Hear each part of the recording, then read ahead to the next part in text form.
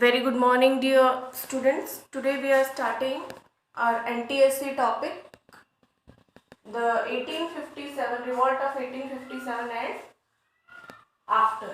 Okay, तो 1857 का जो रिवॉल्ट था उसके बारे में हम यहाँ पर देखने वाले हैं और बेस हमारा रहेगा क्लास 8 का chapter. Okay, so we will revise complete chapter from the point of view of NTSC.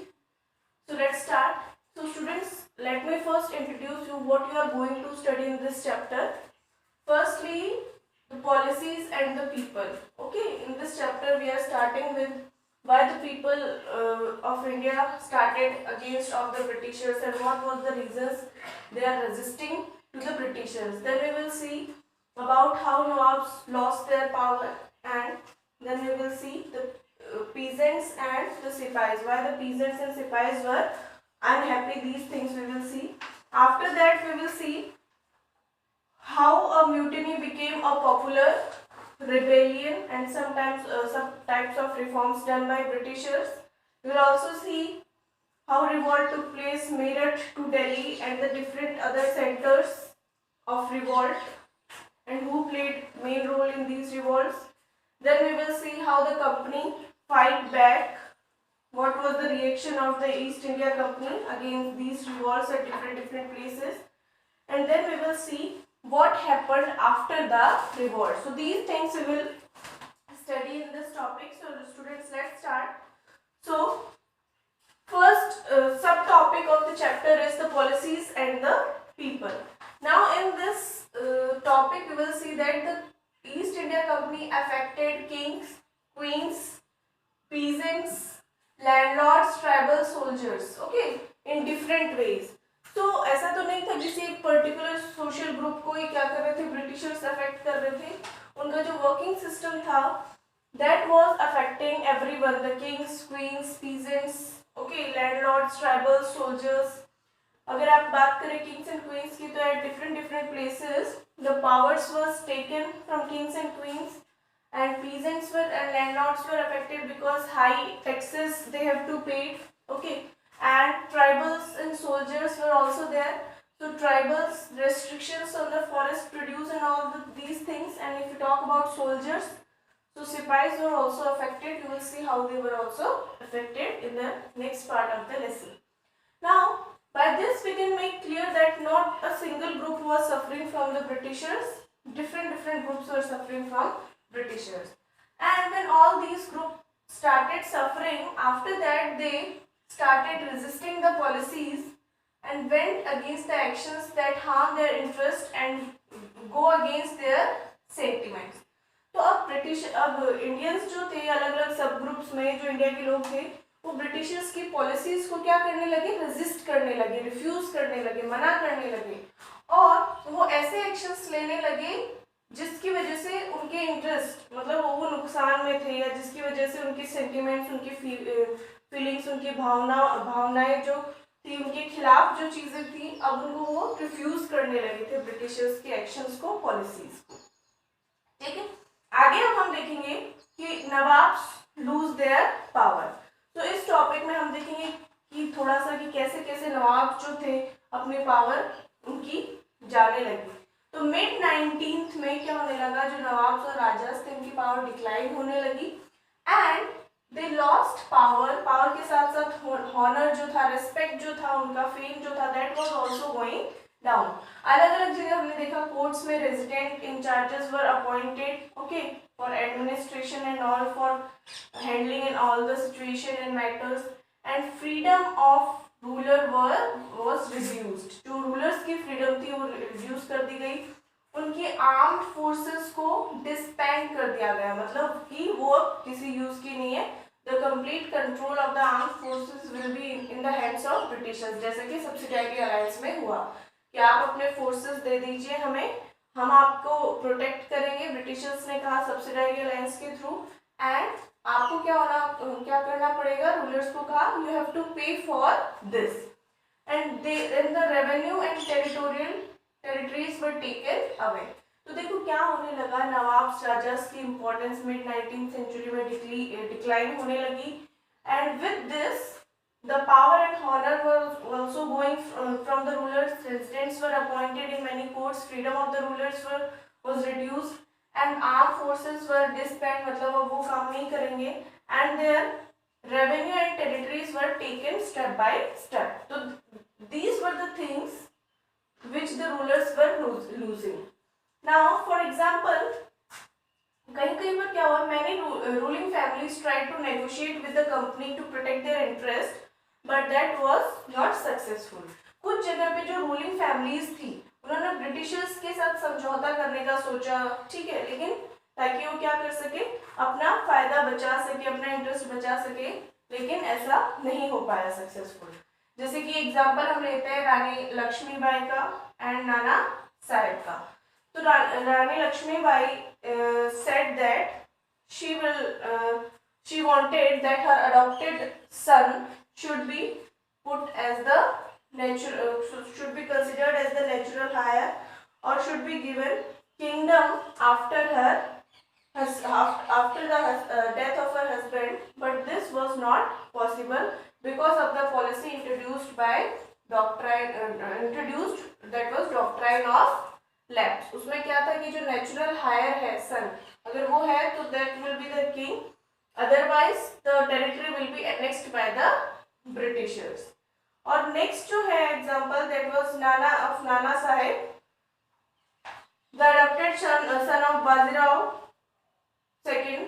He pleaded that he be given his father's pension when the latter died. इन्होंने भी कहा कि इन्हें इनके फादर की पेंशन चाहिए, ठीक है, इनका जो सन था उन्होंने, लेकिन ऐसा नहीं हो पाया, ठीक है. ब्रिटिशर्स ने इसके लिए भी क्या कर दिया, रिफ्यूज कर दिया. He was adopted son of Peshwa Bajirao second and he wanted the pension because after the death of his father. For this also Britishers refuse. Next again हमने केस देख लिया झांसी का, ठीक है. Now we will see about the case of Awadh. So Awadh was the last territory which Britishers annexed, and what they did, they imposed subsidiary alliance on Awadh in 1856. 1856 में वहाँ पर subsidiary alliance impose किया और वो territory Britishers ने annexed कर ली. तो subsidiary alliance जैसे अभी मैंने बताया, उन्होंने क्या किया कि आप अपने military powers, आप अपने military forces Britishers को दे दीजिए and Britishers will protect you, ठीक है. आपको रूलर को कुछ नहीं करना, जो आर्मी वगैरह है वो ब्रिटिशर्स को दे दीजिए और ब्रिटिशर्स क्या करेंगे, आपको प्रोटेक्ट करेंगे किसी वॉर वगैरह से, जो भी कुछ अनसर्टेनिटी वहां पर अराइज होती है. बदले में रूलर को क्या करना होगा, पे करना होगा ब्रिटिशर्स को फॉर दिस प्रोटेक्शन. तो इसके थ्रू क्या कर लिया गया, सब्सिडरी अलायंस वहां पर इम्पोज कर दिया गया अवध में और 1856 में टेरिटरी को ब्रिटिशर्स के थ्रू कैप्चर कर लिया गया, अनेक्स कर लिया गया. आगे अगर देखें, इसके आगे जो क्या हुआ, साथ में अनेक्स कर लिया गया, प्लस ये एक ब्लेम लगाया गया कि जो कौन गवर्नर जनरल जो थे वहां के, उन्होंने ये ब्लेम किया डलहौजी ने, उन्होंने ब्लेम कर दिया गया, सॉरी यहाँ पर डलहौजी ने ये ब्लेम कर दिया गया कि जो एडमिनिस्ट्रेशन सिस्टम है कहाँ का, अवध का, दैट इज नॉट प्रॉपर और ब्रिटिश रूल क्या करेगा वहां पर, प्रॉपर एडमिनिस्ट्रेशन करेगा, क्योंकि वहां पर जो राजा है वो ठीक से क्या कर नहीं पा रहे हैं, किंगडम को संभाल नहीं पा रहे हैं. तो क्या किया जाएगा, प्रॉपरली ब्रिटिशर्स के थ्रू एडमिनिस्ट्रेशन किया जाएगा अवध टेरिटरी का. आफ्टर दैट ब्रिटिशर्स ने इतना अच्छे से प्लान कर लिया था, the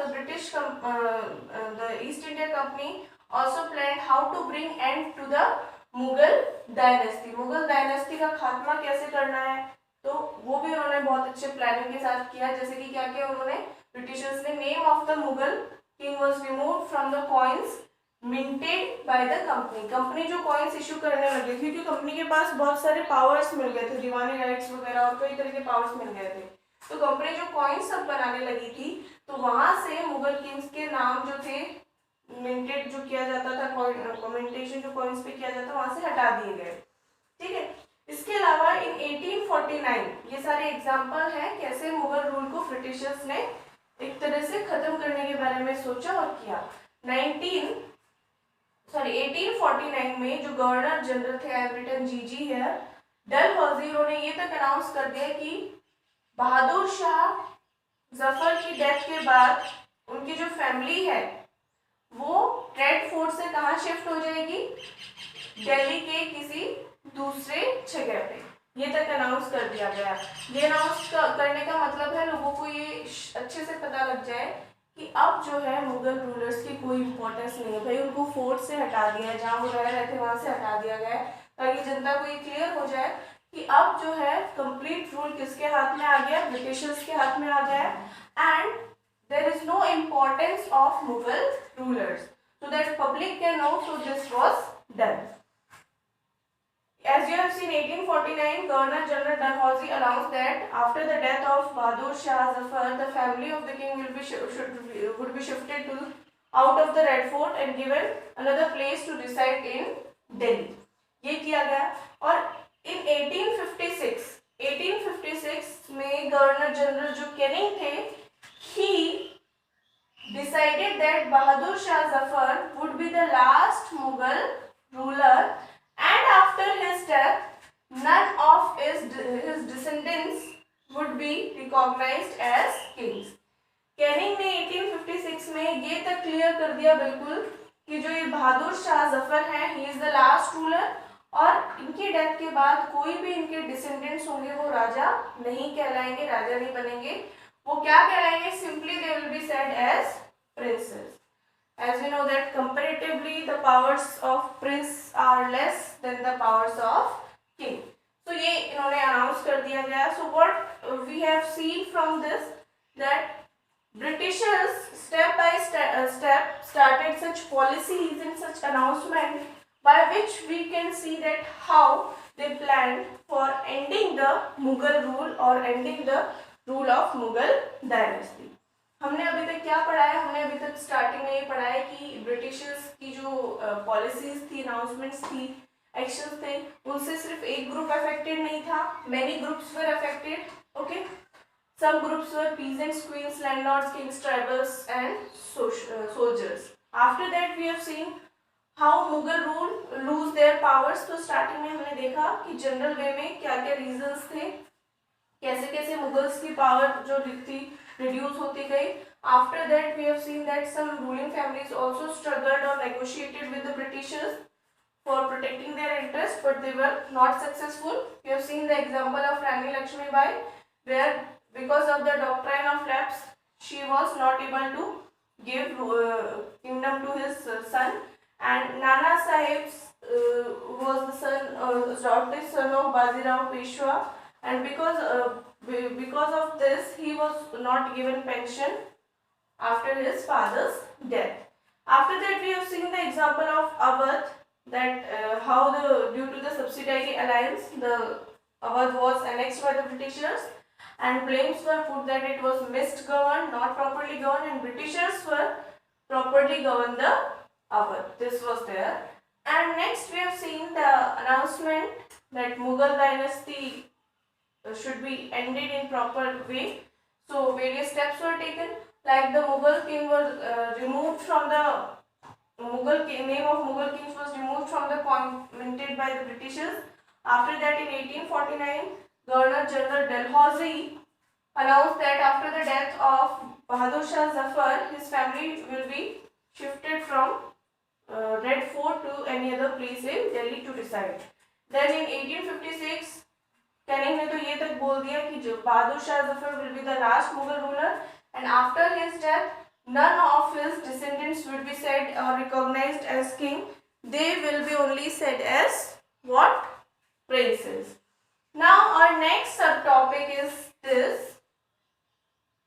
the peasants and the sipais. अब हम इसमें बात कर लें कि peasants and sipais में क्या था।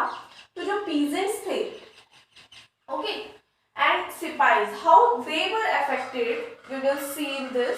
So if we talk about first of all peasants, so in countryside means in rural areas of the country, The peasants and zamindars were not also happy with high taxes and rigid methods of revenue collection.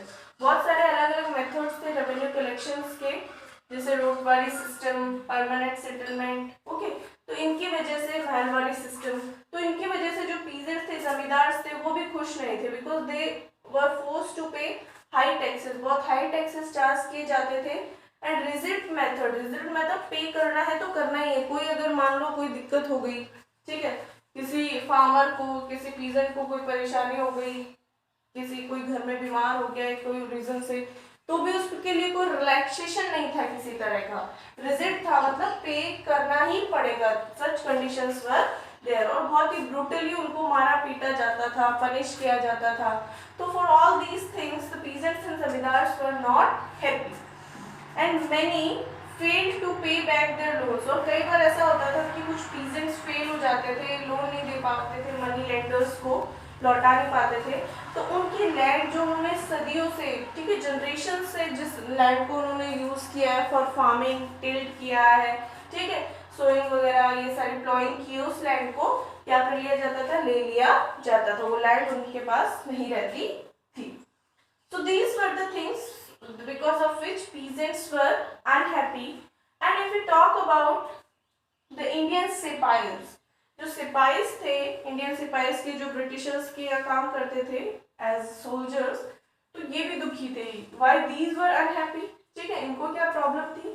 अगर इनकी बात करें तो they were not happy with their pay, जो उनको salary वगैरह दी जाती थी, ठीक है, बहुत ही कम दी जाती थी, ठीक है, एक्सट्रीमली कम दी जाती थी। और जो अलाउंसेस और जो उनकी कंडीशंस होती थी, बहुत खराब सी कंडीशंस, उनका हाउसिंग प्रॉपर नहीं, उनके रहने की कोई सिस्टम अरेंजमेंट नहीं, तो इन चीज़ों से वो दुखी थे बिकॉज ऑफ देयर पे, allowance and conditions of service. उनकी कंडीशंस जो थी सर्विस की बड़ी खराब होती थी। टाइम टू टाइम जो न्यू रूल्स लगा देते थे ब्रिटिशर्स, जिनकी वजह से उनके जो रिलीजियस और सेंसिबिलिटीज एंड बिलीफ, ठीक है, ये इफेक्ट होते थे। मतलब उनकी धर्म से रिलेटेड भावनाएं क्या होती थी, वॉयलेट होती थी। तो इन नए नए रूल्स की वजह से और पे स्केल और अलाउंस और कंडीशंस ऑफ सर्विस की वजह से क्या थे, सिपाहीज भी बहुत ज्यादा अनहैप्पी थे, परेशान थे।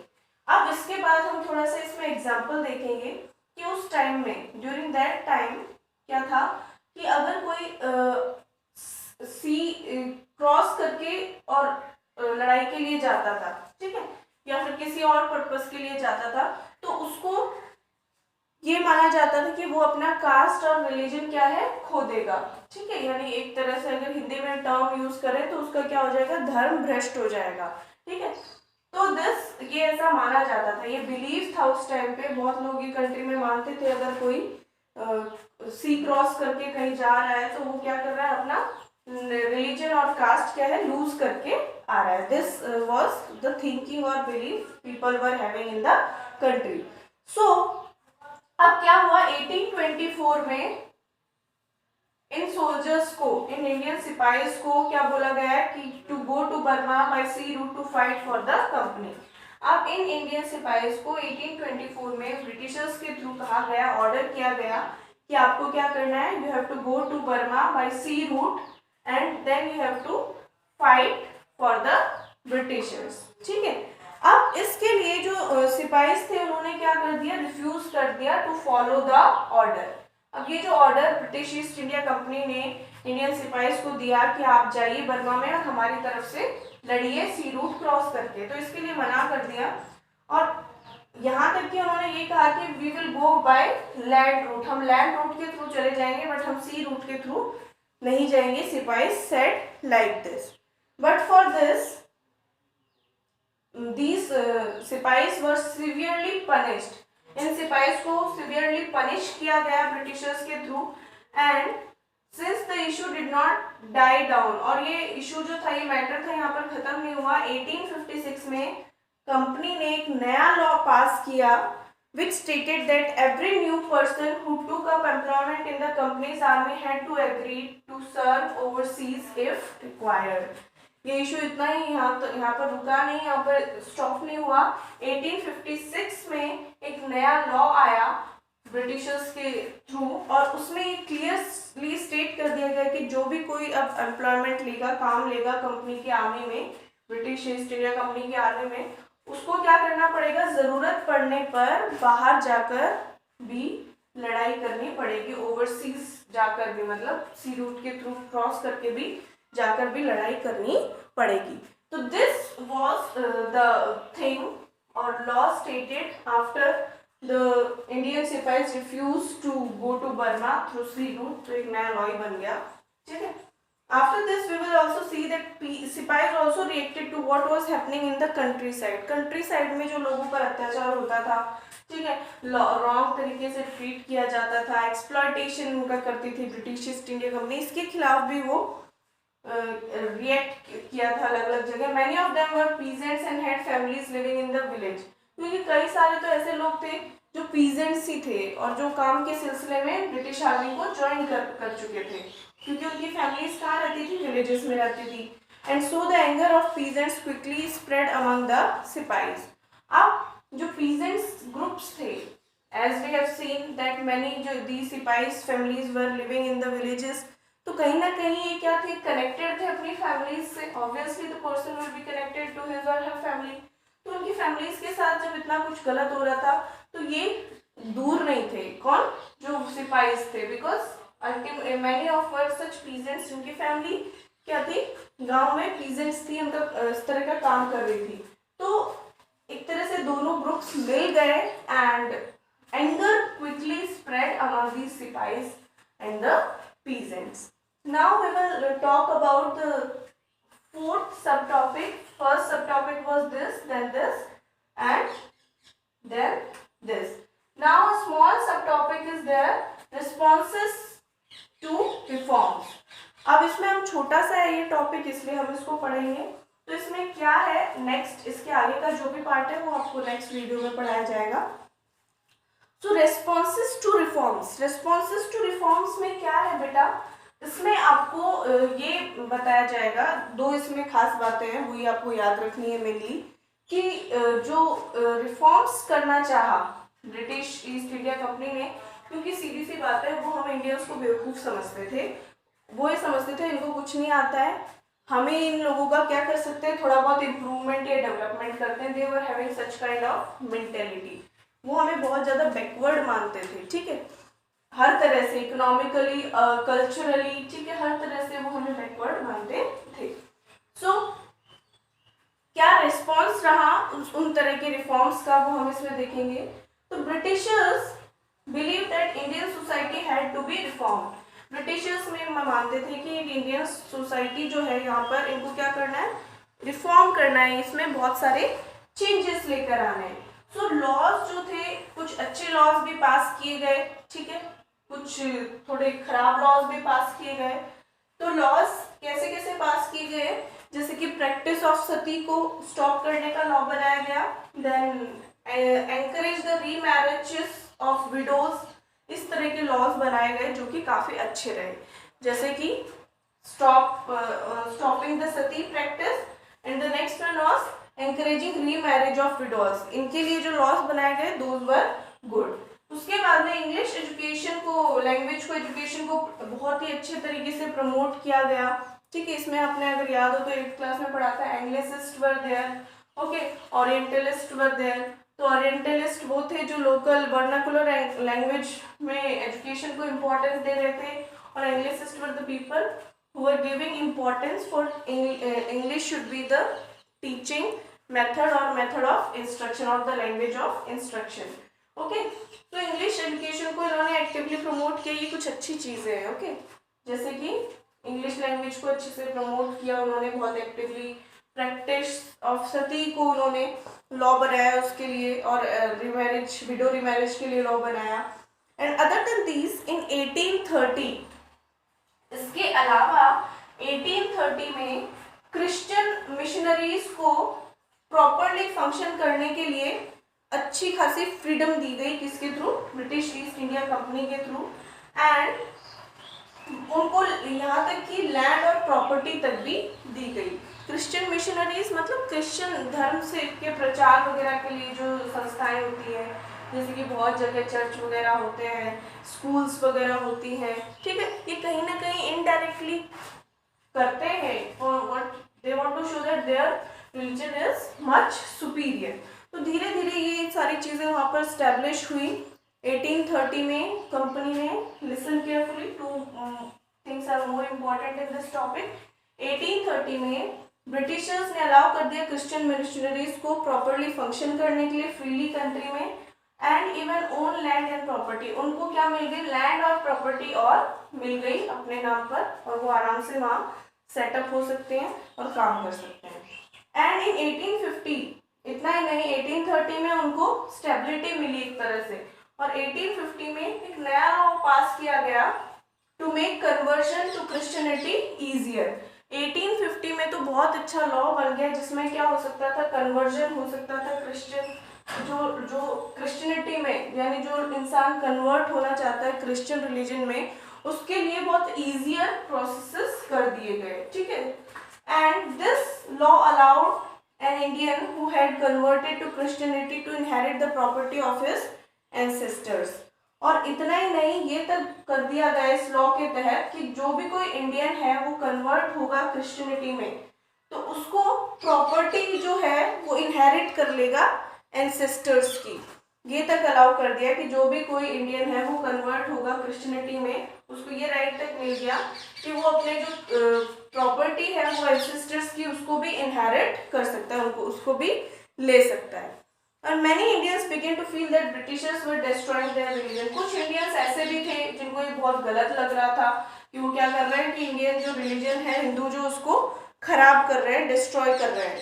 And their social customs and traditional way of life, उनको ये भी लगा कि ब्रिटिशर्स जो है इंडियन कस्टम्स, रिचुअल्स, ठीक है, way of life, traditional way of life को डिस्ट्रॉय कर रहे हैं बाय अलाउइंग दिस। क्योंकि अब क्या होता है, हर इंसान का तो अलग थिंकिंग में होता है, जो कन्वर्ट होना चाहते हैं दे विल कन्वर्ट, और इससे क्या हो रहा है, नुकसान हो रहा है इंडियन कल्चर, ट्रेडिशन, रिचुअल्स को और रिलीजन को। Now after this there were also course of other Indians who wanted to change existing social practices। कुछ लोग ऐसे भी थे हमारी सोसाइटी में, बहुत सारे लोग जो क्या थे, जो सोसाइटी की गलत चीजें थी उनको क्या करना चाहते थे, रिमूव करना चाहते थे। और एक मेथड कौन सा था, only with the help of Britishers. जैसे अगर बात करें, बहुत सारे हमारे सोशल रिफॉर्मर्स हैं, उस टाइम जो चीजें थी जो आज हम बोल रहे हैं गलत, उस टाइम के लोगों के लिए बहुत सही थी। सती प्रैक्टिस, और लड़कियों को नहीं पढ़ाते थे, ठीक है, सच काइंड ऑफ थिंग्स। लेकिन उस टाइम के लोग बहुत फेवर करते थे इन चीज़ों का, तो इन चीज़ों को हटाने में रिफॉर्मर्स को काफ़ी हेल्प मिली ब्रिटिशर्स की। तो रिफॉर्मर्स वाला चैप्टर आपका आगे आएगा। And in the next part of the video we will see about how the small fights became a big rebellion, and various parts which were the important centers of revolt of 1857, and how the company reacted for all these things, what new things came after the revolt. These things we will see. What you have to do, you have to make very short notes, like important points, as I have given 4-5 days before to you. तो आपको इन topics के, जो NTSC topic है उसके जो notes आप बनाओगे वो लाइन वाइज बनाइए, ओके। आप बड़ा बड़ा लिखोगे उसका कोई यूज़ नहीं है। यहाँ मुझे बोर्ड एक मतलब कम स्पेस है, इसलिए मुझे लिखना पड़ता है ताकि आपको समझ में ठीक से आ जाए। तो आपको क्या करना है, एनटीएससी के जो टॉपिक होते हैं, इसलिए मैं मेंशन करती हूँ वीडियो में क्लियरली, एनटीएससी के जो टॉपिक्स होते हैं उनके आप पॉइंट वाइज नोट्स बनाएंगे तो ज़्यादा बेटर रहेगा, ओके। पूरा पूरा लिखने की ज़रूरत नहीं है क्योंकि ये बोर्ड में टॉपिक आना नहीं है, तो क्यों आप फालतू में इतनी मेहनत करें। पॉइंट वाइज नोट्स बनाइए, आपका काम भी जल्दी होगा उससे, ठीक है।